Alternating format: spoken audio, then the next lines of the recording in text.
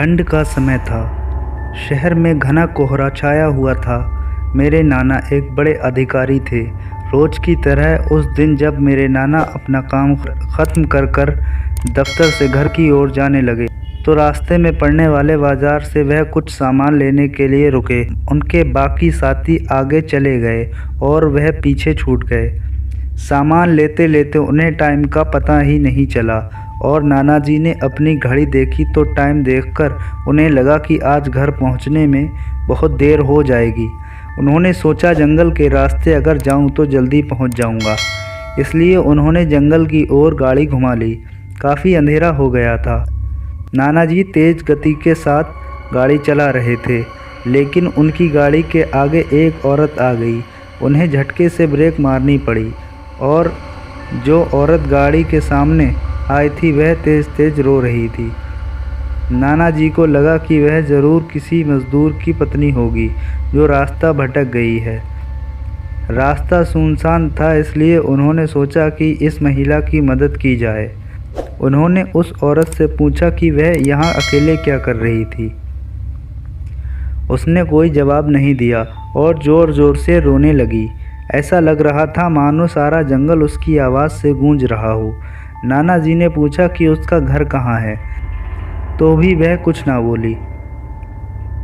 नाना जी ने उसे बोला कि तुम मेरे साथ मेरे घर चलो, सुबह तुम्हें तुम्हारे घर छोड़ दूंगा।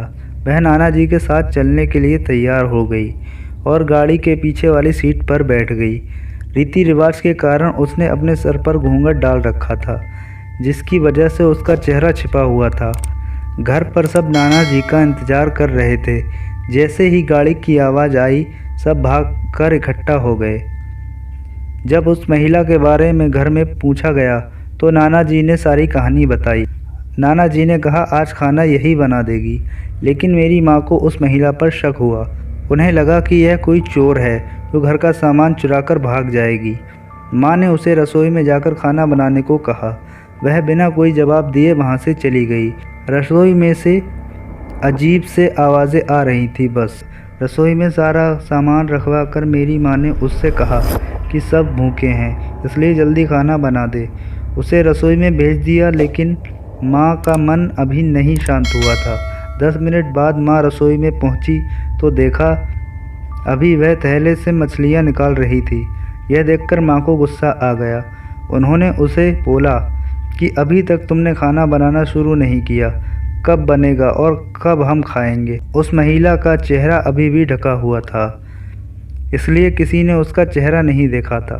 माँ उसका चेहरा देखने की कोशिश करती रही, लेकिन उन्हें इसकी झलक भी ना दिखाई दी। माँ ने कहा कोई ज़रूरत हो तो बुला लेना, लेकिन फिर भी वह कुछ नहीं बोली। उन्हें लगा कि शायद अनजान लोगों से डर रही होगी। माँ रसोई से चली गई, लेकिन जब 10 मिनट बाद वह फिर वापस आई तो रसोई का दृश्य देखकर माँ डर गई। उनके पैर जैसे वहीं जम गए। उनके गले की आवाज़ नहीं निकल रही थी।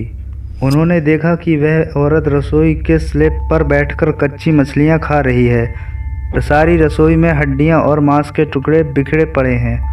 उसके सिर का घूंघट भी उतरा हुआ था। उसका चेहरा बेहद खौफनाक था। बाल बहुत बड़े और नाखून एकदम काले। वह मछलियाँ खाने में मग्न थी, इसलिए उसका ध्यान माँ पर नहीं गया। माँ भी चिल्लाई नहीं, कहीं वह और ज़्यादा खतरनाक न हो जाए। माँ ने एक थाल उठाया और वह चूल्हे में से जलता हुआ कोयला उठाकर उसकी तरफ दौड़ी। कोयला उस चुड़ैल पर फेंक दिया। आग की जलन की वजह से वह डायन तेज़ तेज़ आवाज़ें निकालने लगी। उसकी आवाज़ सुनकर सारा घर इकट्ठा हो गया। उसे आग दिखाकर घर से बाहर निकाला गया। उसकी आवाज़ इतनी तेज़ थी कि आसपास के लोगों का भी बाहर जमावड़ा लग गया। वह डायन लोगों की भीड़ को हटाते हुए जंगल की तरफ दौड़ी। सारे लोग डर के मारे कांप रहे थे और मेरी माँ की हिम्मत की दाद भी दे रहे थे कि अगर उन्होंने सही समय पर कोयले से उस डायन को भगाया नहीं होता तो जाने क्या होता।